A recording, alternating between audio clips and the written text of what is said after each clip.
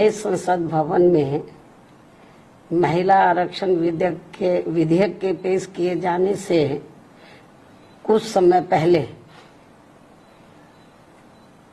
इस आने वाले विधेयक के संबंध में संभावनाओं के आधार पर जो कुछ भी संदेह जताते हुए कहा था, तो वे काफी कुछ इस बिल के पेश किए जाने के बाद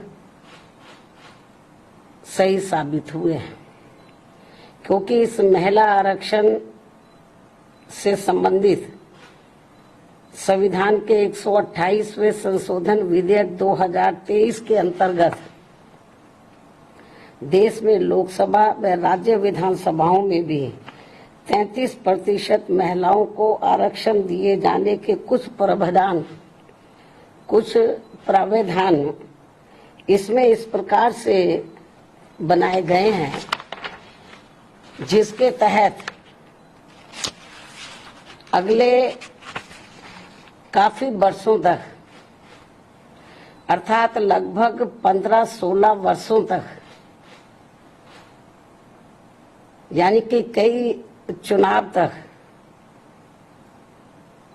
देश की महिलाओं को ये आरक्षण प्राप्त नहीं हो पाएगा। और इस विधेयक में ऐसे जो प्रावधान रखे गए हैं, तो उनका मैं यहाँ उल्लेख करना बहुत जरूरी समझती हूँ। और इस संशोधन विधेयक के तहत इस महिला आरक्षण विधेयक के पास होने के बाद पहले पूरे देश में जनगणना कराई जाएगी। जब ये बिल पास हो जाएगा हाउस में, पार्लियामेंट में, तो पास होने के बाद पहले पूरे देश में जनगणना कराई जाएगी। पास तो हो जाएगा ये, लेकिन तुरंत लागू नहीं होगा। और पास होने के बाद पहले पूरे देश में जनगणना कराई जाएगी।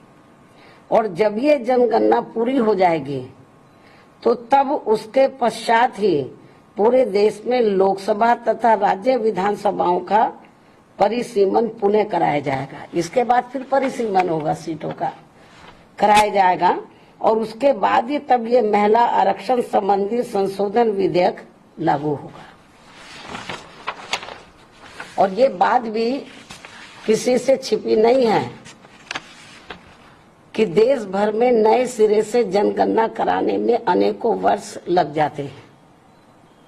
पिछली जनगणना सन 2011 में प्रकाशित हुई थी, जिसके पश्चात आज तक पुनः जनगणना नहीं हो सकी है।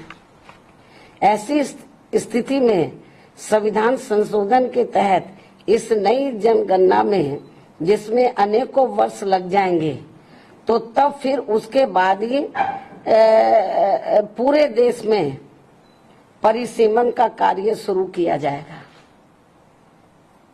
जिसमें भी अनेकों वर्ष लग जाएंगे। और इस परिसीमन के पश्चात ही तब फिर ये महिला आरक्षण विधेयक लागू होगा। जबकि 128वें संशोधन विधेयक की सीमा ही 15 वर्ष रखी गई है। इस प्रकार से ये स्पष्ट है कि ये संशोधन विधेयक वास्तव में महिलाओं को आरक्षण देने की साफ नीयत से नहीं लाया गया है, बल्कि आने वाली विधानसभाओं तथा लोकसभा के चुनावों में देश की भोली भाली महिलाओं को ये प्रलोभन देकर व उनकी आंखों में धूल झोंककर उनका वोट हासिल करने की नीयत से ही लाया गया है। इसके सिवाय कुछ भी नहीं है। जैसा कि इसमें कंडीशंस रखी गई हैं, इसको लागू करने से पहले जो शर्तें रखी गई हैं। और यदि ऐसा नहीं है, ये कहते हैं ऐसा नहीं है, और यदि ऐसा नहीं है तो फिर हमारी पार्टी सरकार से ये भी अनुरोध करती है कि सरकार इस विधेयक में से या तो इन दोनों प्रावधानों को निकाले या फिर कुछ ऐसे उपाय तलाशे जिससे इस विधेयक के तहत महिलाओं को जल्दी आरक्षण का लाभ मिल जाए।